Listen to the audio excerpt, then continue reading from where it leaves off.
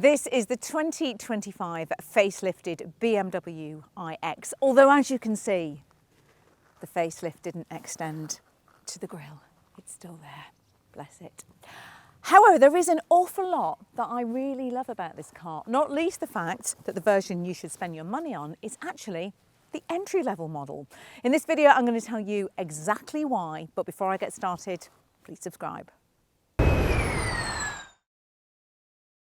So let's start here at the front, shall we? Because, well, let's face it, it's quite hard not to.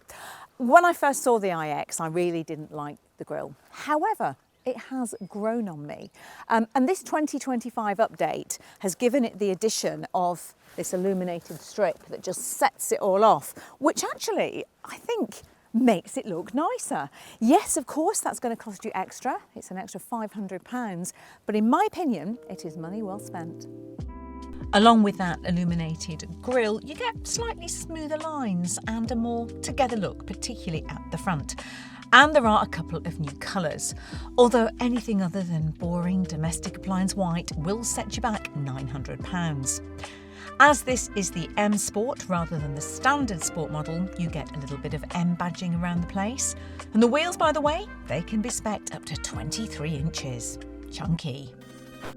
Inside, it feels very airy and bright, and it's got this really lovely sort of calm, laid-back vibe, which I think suits the car's character a lot. So you get the floating centre console, which gives space at the front, all adding to that sort of airy feel. Decent storage in here. There's a really good size one hidden under there. One of the things I really like is this handy little tray here, a little shelf for you to keep your phone in, and the cable just feeds in underneath. I think it's a really nice design touch. And your passenger doesn't get left out either when it comes to phone holders. There's another vertical one tucked into the side of the door, which is a nice touch. One thing I don't like is the piano black. Please, can we stop that now? It is an absolute nightmare to keep clean. It shows up fingerprints, it shows up dirt and dust, and it ends up looking scruffy quite a lot of the time. I really don't like it. The other thing that you must absolutely not think about if you have a family in this car, or if you are just a bit messy like I am, is the Alcantara spec. I mean, it looks nice, it feels really nice, sort of nice and expensive, but again, dirty fingers, not a good look on that. Chocolate, tea stains, just general grime of life, it really shows up the dirt. So think about a different interior spec, I beg you, if you have kids. So in terms of tech, this is running the latest BMW iDrive system in this very familiar, slightly curved screen. I really like the way it just curves around the driver. So it's split into two different screens. You've got one with all your driver details in front. There's also a head-up display in this. And then you get your second, which is a touchscreen. It's a really impressive system. It's easy to navigate, the graphics are really sharp, very easy just to find your way around. There's one thing though that has really bugged me about this, and that is this area, the climate control. It's way too complicated. It just doesn't need to be that sophisticated. It's very hard to get it to do what you want it to do. So you've got no buttons for climate control here in this central panel. They would have been a great addition. Yes, you can use voice activation as well. It's okay if you simply want to raise or lower the temperature, but it's just very hard to regulate. And I seem to spend most of my time when I've been driving this car feeling either a bit too hot or a bit too cold with no Goldilocks happy medium. So yeah, I don't love that. What I do love a bit more is the fact that you've got full Apple CarPlay, Android Auto, all of that. And what's nice is if you're running the CarPlay navigation, it still throws up the directions here on the head-up display in front of you, which is something that I like, and of course not all cars do. In terms of other tech, you've got a couple of USB-C ports down here. There's a couple more in the back. What is quite nice though is the fact that you get heated and cooled seats in this version. So heated seats and a heated steering wheel come as standard across the range. If you want to add the cooling seats, which are really nice actually when the weather's warmer, then that's going to come in a comfort pack. And it will of course cost you more money. So my other gripe about this is that the position in the driver's seat has not been designed with women in mind. So as I said, this has got the comfort pack on it, and as part of that you get these nice sports seats with the bolsters here at the side. Great, they're really comfy seats, they're nice to look at, no complaints. I did a 6-hour drive in this car and I got out feeling fresh as a daisy. All good. However, when I want to get the seat belt, because the bolsters slightly curve round, I can't get to it. And there's a very small gap between the side of the seat and the B pillar.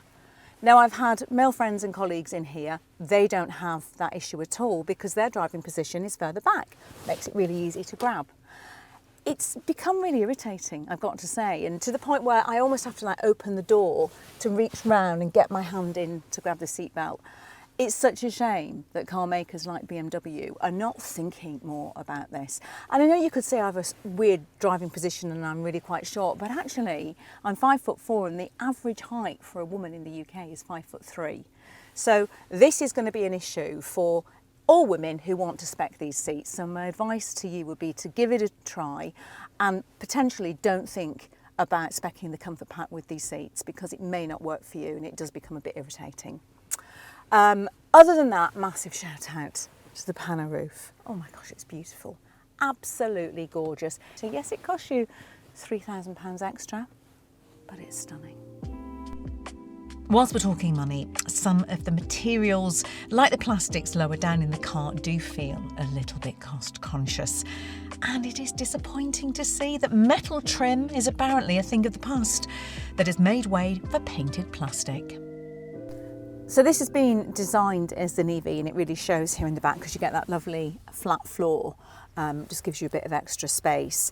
The seating position is great. I mean, there is loads of space back here, loads of headroom, even with this pano roof, and you've got little cutouts under the seats in front for you to slide your feet into on longer journeys. Now, one of the things I really like about the back of this car is that it has been designed with families in mind. So you've got good sized door bins. There's an area there where you'd fit a really big drinks bottle in. You've got charging ports on the back of each of the seats here in the rear. Underneath them, there's this little curious thing that slides down, and that's for some accessories. Personally, I wouldn't bother too much with the accessories. You can get a coat hanger that goes in there. You can get a table that goes in there. They're a bit flimsy, in my opinion. Probably more useful is this little one up here. That's to insert a dog guard into, so you can drop the seats, put a dog guard in there, and you can also just put dog guard over the rear boot space, which is useful. In terms of Isofix seats, you've got them on the outer seats here. I think it's a shame that there isn't a third one in the front passenger seat the way there is in, say, the Volvo EX90. But it definitely scores well for kids in here. And also, the doors open nice and wide, so you've got no problems getting them in and out. Now, as you'd expect from a car this big, boot space is pretty decent. It's 500 litres with the seats up. If you drop them, which you can do electronically, that increases to 1,750 litres. So with the seats up, it's got more space than the Polestar 3, for example, about on a par with the Mercedes EQE.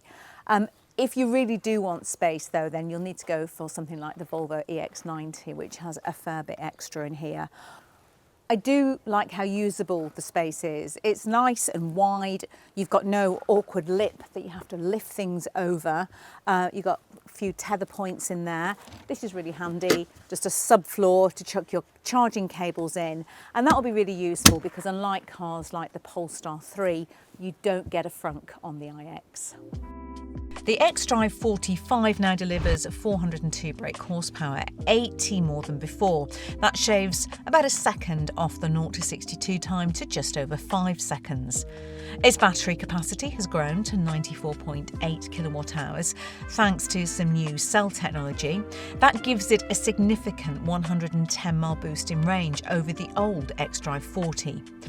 Whilst the xDrive 60's battery is up 3.9 kilowatt hours to 109.1. That adds 45 miles of range, giving a range of up to 374 miles. That's still behind the Mercedes EQE's 350 miles, but a big step up from the old iX's 264, and ahead of the Polestar 3 long-range dual motor.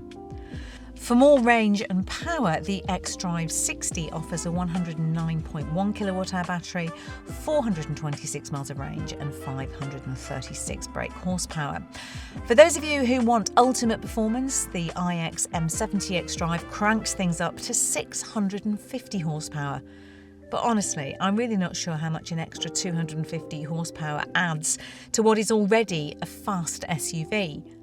Unusually for the iX, the model I would be going for is the entry level. I think it has more than enough in terms of performance and range. How refreshing. This video is brought to you with Andersen EV, the UK's most awarded home charge point brand of 2024. Offering over 200 colour and finish options, a market-leading 7-year warranty and a unique hidden tethered cable. So I've done a couple of really long drives in this car over the last week or so. One of them was 5 hours, the other was 6, and I got out at the end feeling relaxed with no aches or pains. As I said earlier, the seats are brilliant. They're really supportive and comfortable, even if the seatbelt is a bit hard to reach. So high spec versions get air suspension, which is even more cosseting. It is only standard on the top spec model though. I don't think you need it necessarily. But while it does feel comfortable and stable, it's not the most agile SUV. It is a heavy vehicle, despite the fact that it uses a lightweight frame of carbon fibre, same you use in race cars, and it's got plenty of aluminium on here to keep the weight down, but it still is a bit of a beast. I've also driven on a lot of country roads like this over the last week, and you do notice the weight a little bit if you push it into the corner on a twisty road. I would say it changes a direction with purpose rather than trying to be a sports car, because it's not, and that's a deliberate thing on the part of BMW. It's a big, comfy family lounge on wheels. If you want a more sporty car from BMW, then the i4 is the kind of thing you should be looking at. The steering itself is light, which makes it really easy to manoeuvre around town and to park. If you stick it into sports mode, you get a bit more feel from the steering, which I prefer, but you of course are not going to get maximum out of your range doing that. Regenerative braking is really good. You've got several different modes. The highest version gives true one-pedal driving, which of course I really like. Now there is an automatic mode which works with the sat-nav, and I didn't like that quite as much. The brake pedal itself, nicely calibrated, feels sharp and responsive when you need it to. So this car has got a technology pack added to it, which is over £3,000. Now, one thing you do get with that is a brilliant adaptive cruise control system. It sets the distance from the vehicle ahead, automatically covers the braking. It's got a stop and go function if you're in stop and go traffic, and I really like the system. I've made a lot of use of it. It's just seamless, the braking is smooth, doesn't give you any nasty surprises, it's not too sudden, it monitors what's happening around it really well. Now this is an expensive pack to add, but I reckon if you do a lot of motorway driving, I'd suggest it's probably not a bad one to go for. So talking of performance, I'm going to play for you what is one of my favourite parts of the car. Listen to this. Just put my foot down slightly. It's got a great pickup, but you get that lovely noise. It's all kind of futuristic and spaceshipy, and I think sounds on EVs are really divisive. Some work, some don't. BMW has nailed it. I love it. And you do get loads of different driving modes to choose from, and they come with noises and different colour themes.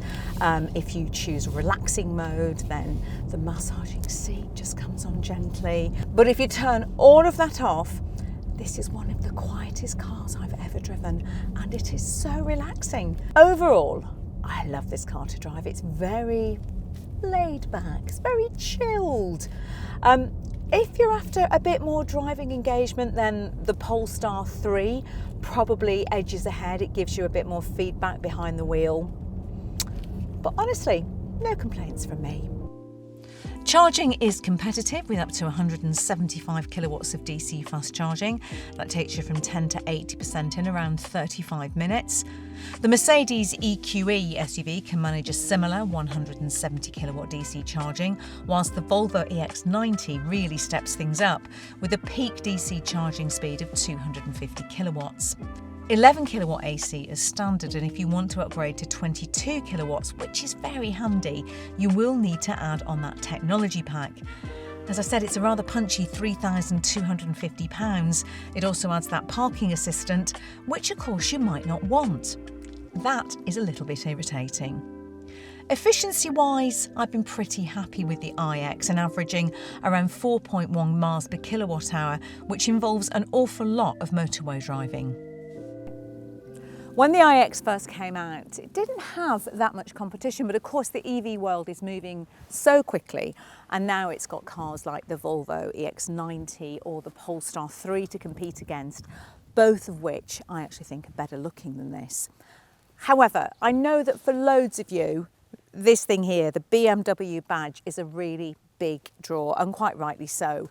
And I do think the iX is really nicely put together car that does exactly what it needs to do very well.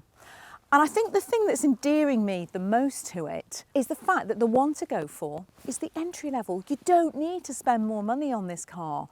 And I don't think you need to spec all the extra fancy packs as well. I definitely would go for the panel roof because I think that does make it feel quite special. But actually, this version, as it is a really, really good choice. Just one thing though, you do need to learn to love the grille. Could you do that? Let us know in the comments below. And as always, subscribe and switch those notifications on.